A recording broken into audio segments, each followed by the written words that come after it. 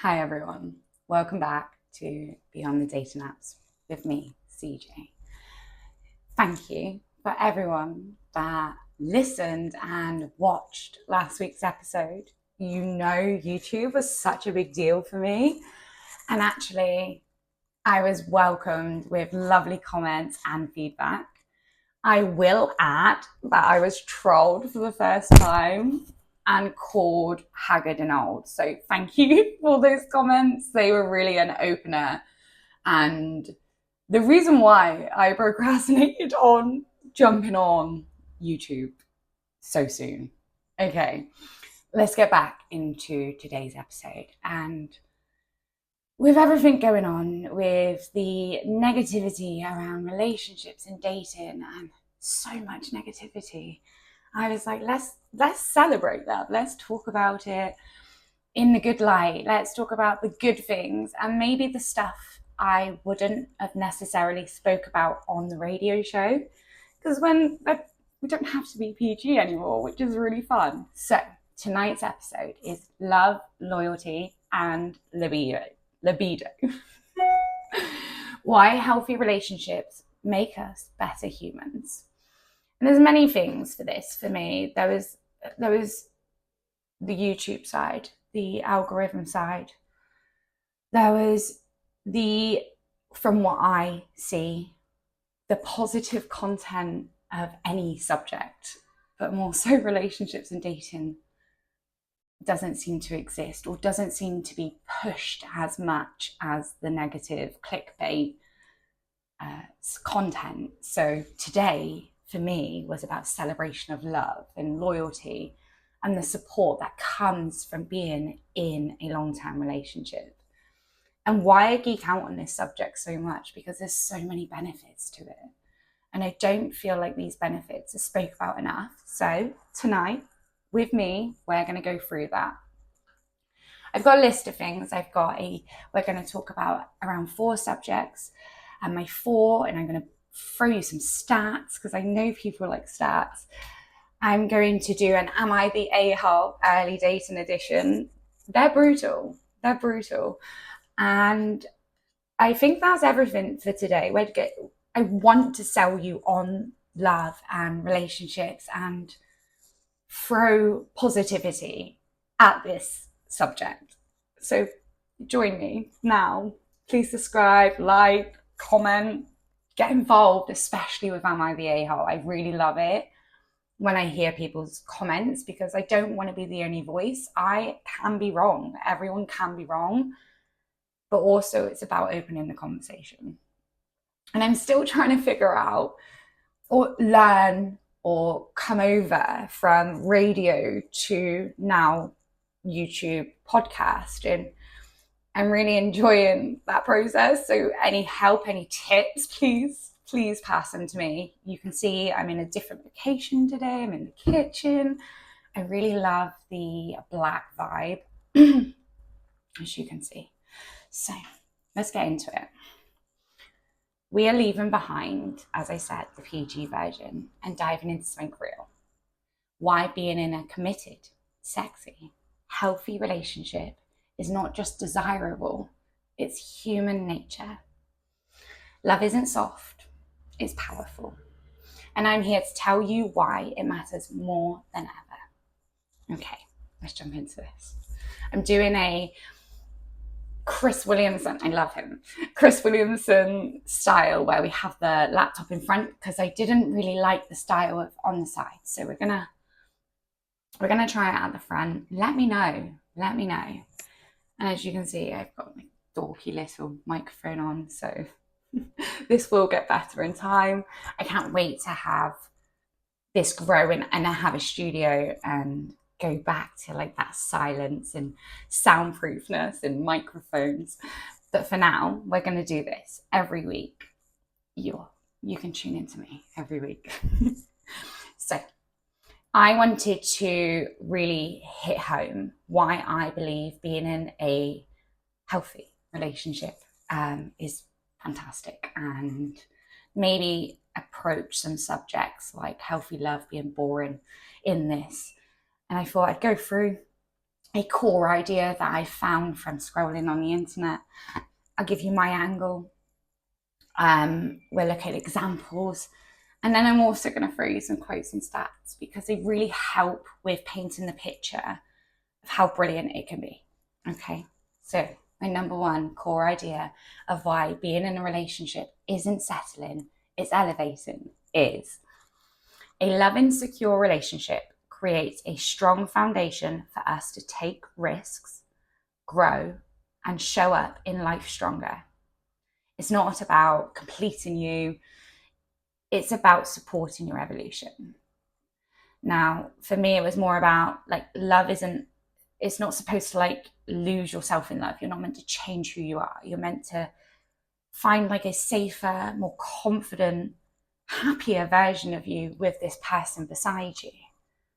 And my example here would be, think of how much better you show up at work to friends or even the gym when your emotional life is calm and your partner's got your back.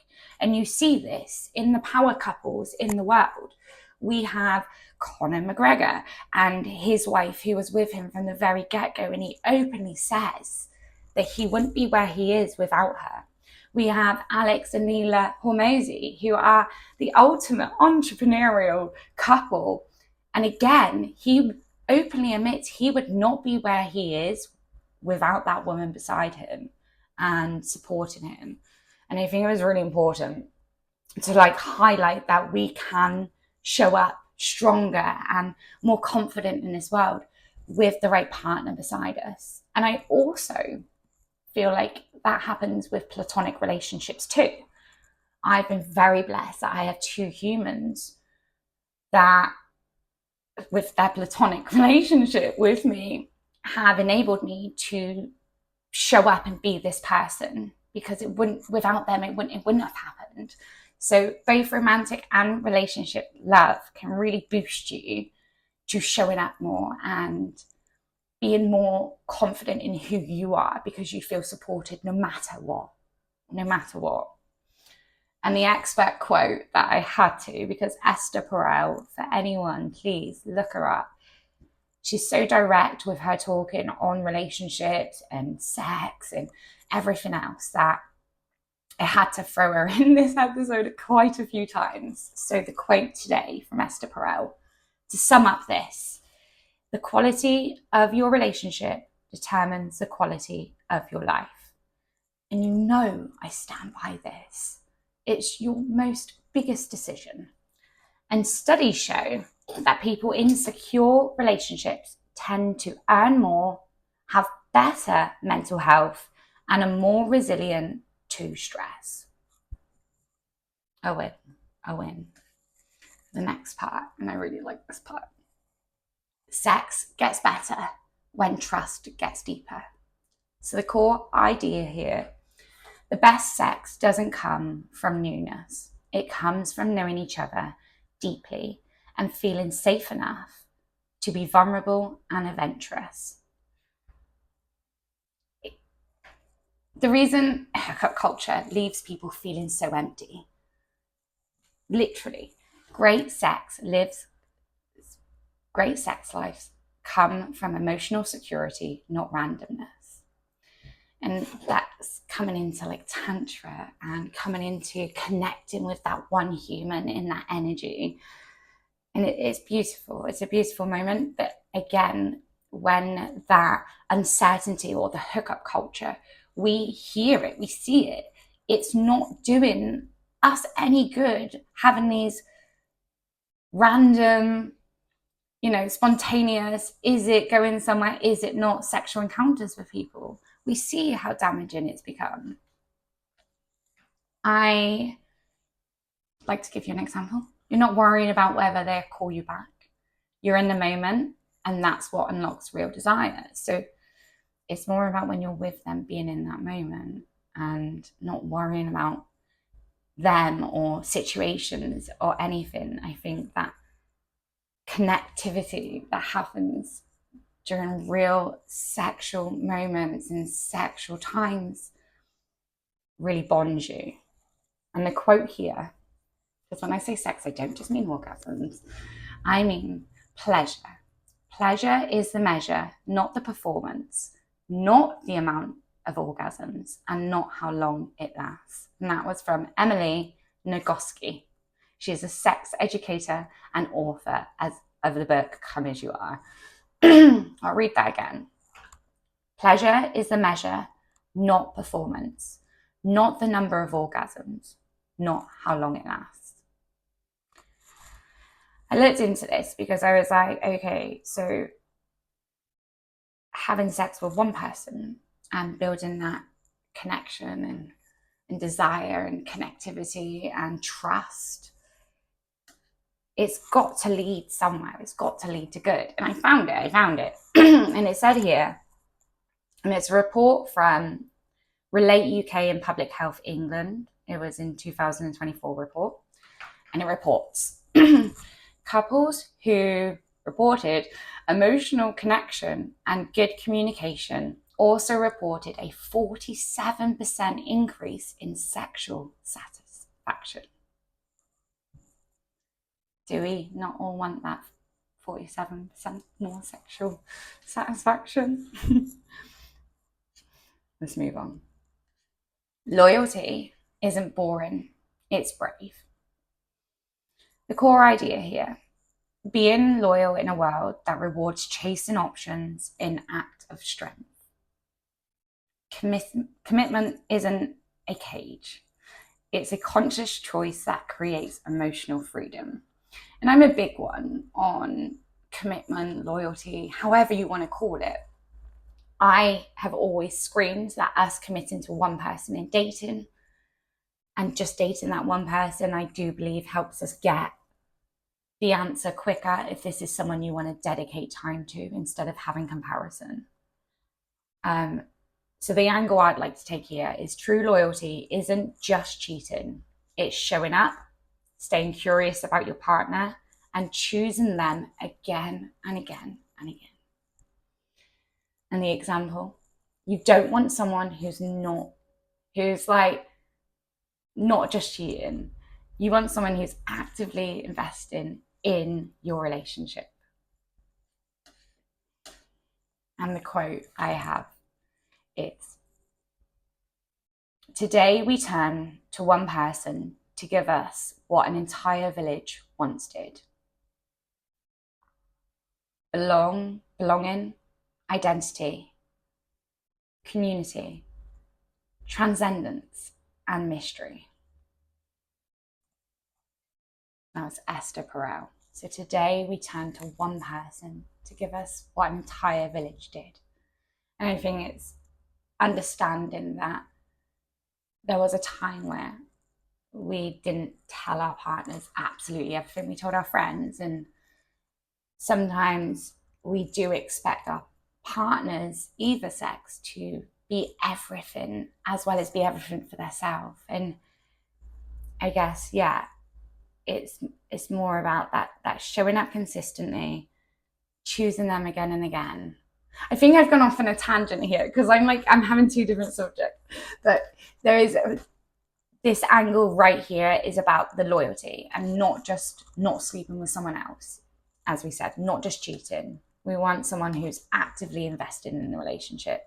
So couples who continue to date each other, explore, and communicate openly are far more likely to sustain a long-term desire for each other, which, again, I think screams some basic stuff, which is continuous learning of your partner and continuous choosing of your partner as well, even during the hard times.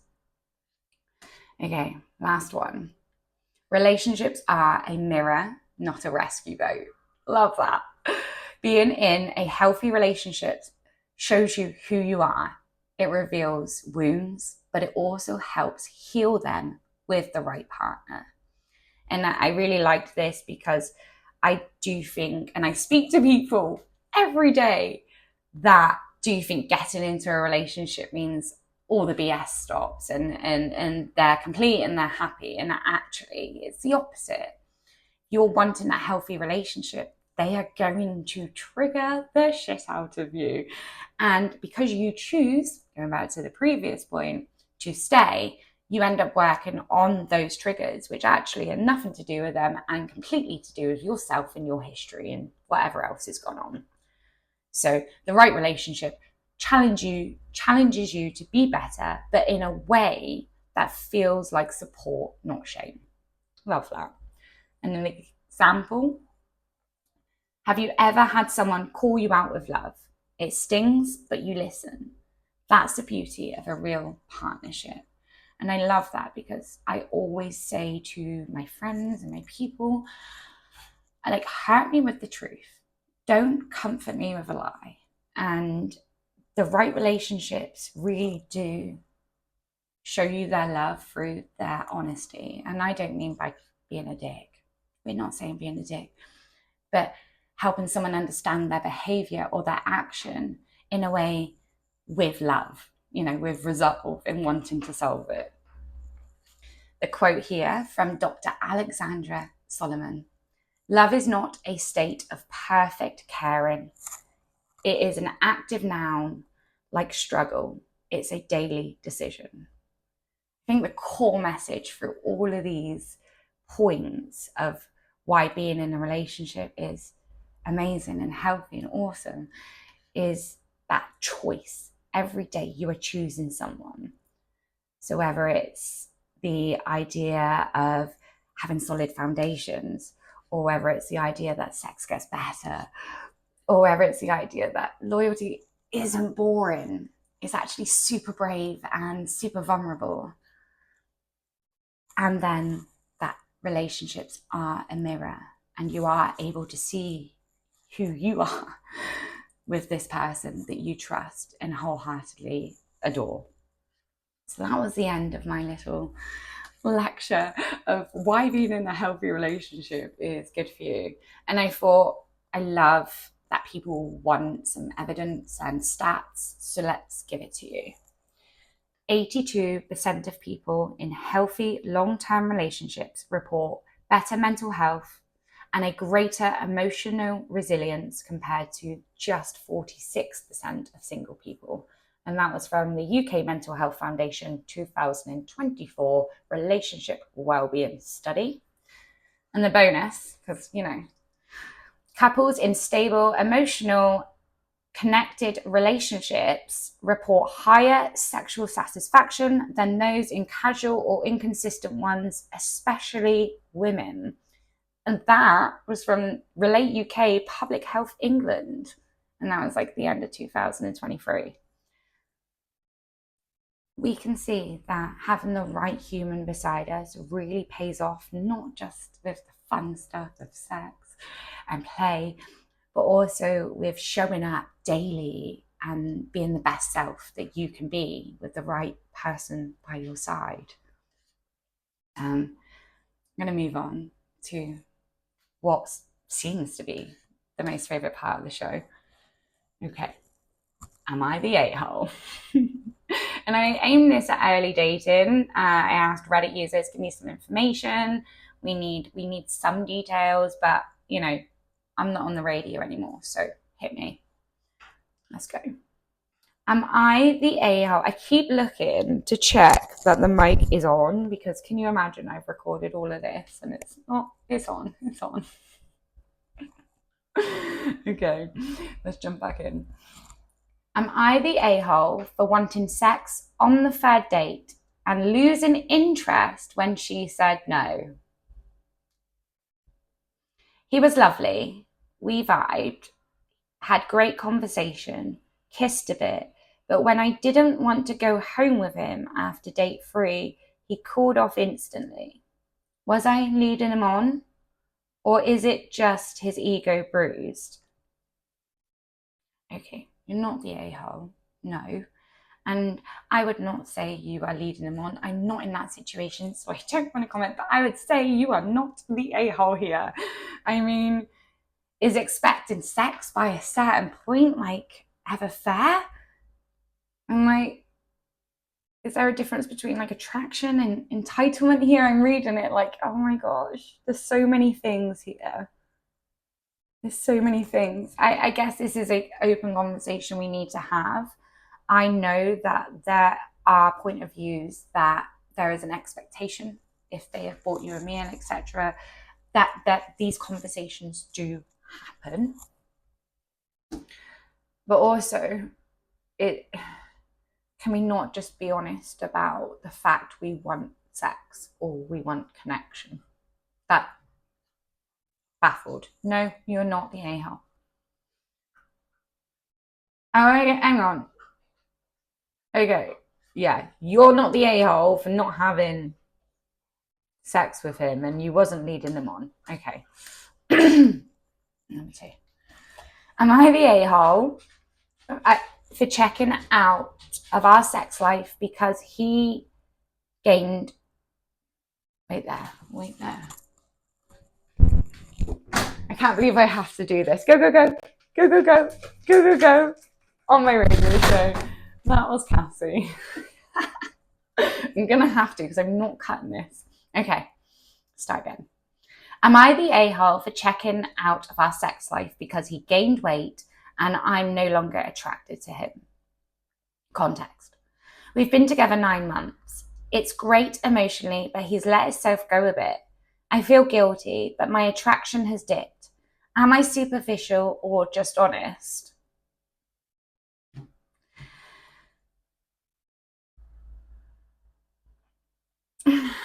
Like, yeah, you are the a-hole, surely. It's great emotionally. He's let himself go a bit. We do this. We are humans. Have you had a conversation with him, and are you doing that without being cruel? Or are we... I don't know. I would... There's ways to go about this, and I don't want to hammer you because you're not attracted to him anymore. But at the same time, I wonder if a conversation and effort from both ends could help that, and you fall back in, you like him again, you're attracted to him again. If this is a thing with Amali a-hole, I need more details. It's really difficult. I would say yes. I wouldn't say check out of it. I would say try, speak to him, try different things. Let's move. Am I the a-hole for faking orgasms because I don't want to hurt his confidence this early on? I like him. We've only been sleeping together for a few weeks, but the sex isn't great and I don't know how to tell him. I faked every time. I feel like a liar now. So many women do this. And there's such a divide on why we do it. Is it because we've got porn as a narrative? Is it because we are scared to say something? Is it because we don't know how to say something? This is so common. I think the last stat I heard on this, and this is a couple of years ago now, and it was a poll done of something like 3,000 women. And it was like, have you ever faked an orgasm? And 74% of them said yes. And that's just the ones that admitted it. So we know it happens. And it's so sad because I'm sure you could tell him what he could do so you don't have to fake it anymore. And I guess, what can men do to, the reactiveness that I guess some people have experienced with giving feedback or saying, I don't like that. I guess maybe we need to work on better sexual feedback loops and maybe have a conversation about how we can do that. I don't want to call you an asshole, but it's not a good move, is it? It's not a good move. And if you like him, I think a conversation, I don't... Yeah, I can understand why you feel like a liar. I'm sorry you're in this situation, but please speak to him. The long-term damage of this, performance versus communication, it's not going to end up well. And also, it can be easily sorted. Okay, last one. Am I the a-hole for keeping my situationship going while dating someone new who's emotionally healthy? I'm seeing someone new, who's great, respectful, emotionally available, doesn't play games. But I still text the guy I had a messy chemistry with. I know it's wrong, but I'm scared to let go of that fire. Yes, you're the a-hole. This is the problem, is that we are not ending stuff that we don't want to be in anymore. We're keeping stuff going, whether that's because you're addicted to validation or whether that's because you don't want to have that difficult conversation. We are leading so many people on because we're scared. Yes, you're the a-hole, mate. Please let him go. It's like we're afraid of healthy relationships because they're boring and they're safe and there's no drama to that. And that this is so common. I see this so often in both sexes. So yes, you're the a-hole. You're the a-hole. I'm just gonna let my dog in. Come on in. Come on in. Ah, come on, come on, come on. Yay, good girl. This is why I need a studio. Okay. Guys, I really hope you've enjoyed this episode of why I believe being in a healthy relationship is where we need to be aiming. I understand it's not for everyone. And I understand that it takes so much work. And in the hookup culture we are finding ourselves in, it may feel completely impossible to even be in that stage of a relationship.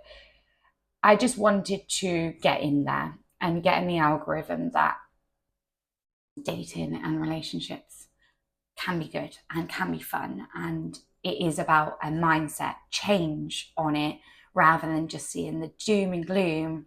I'd rather people be excited and look forward to it and try to look for the positives, which is hard. I get it. I really get it. So whether you're single, dating, or in a deep relationship, please remember, love isn't just about fireworks. It's about the absolute foundation of the relationship, which then creates them fireworks consistently. It's the kind where the sex life thrives, your mind is expanded, and you feel safe. Find the one who holds you down so you can rise. Please, guys, if something in this episode hit home, please share it with a friend or a partner. I'm still getting used to this, but please DM me. Let me know how you thought I got on. As you can tell from the last video, just throw it at me. I'll take it. I'll take it. And let me know about the am I the a-hole? Was I wrong there? Please let me know. Let me know. And remember, the next week's show, love is exciting and healthy love isn't boring. And I really want everyone to just take away that being in a relationship where you feel safe and you feel you're growing and you feel you're together will literally carry you in this life. And I really do wish that everyone finds that. I understand it's not for everyone, but I still wish it on you. Okay, I'm going to stop. It's been really, really fun, and I'll see you next week. Bye, guys.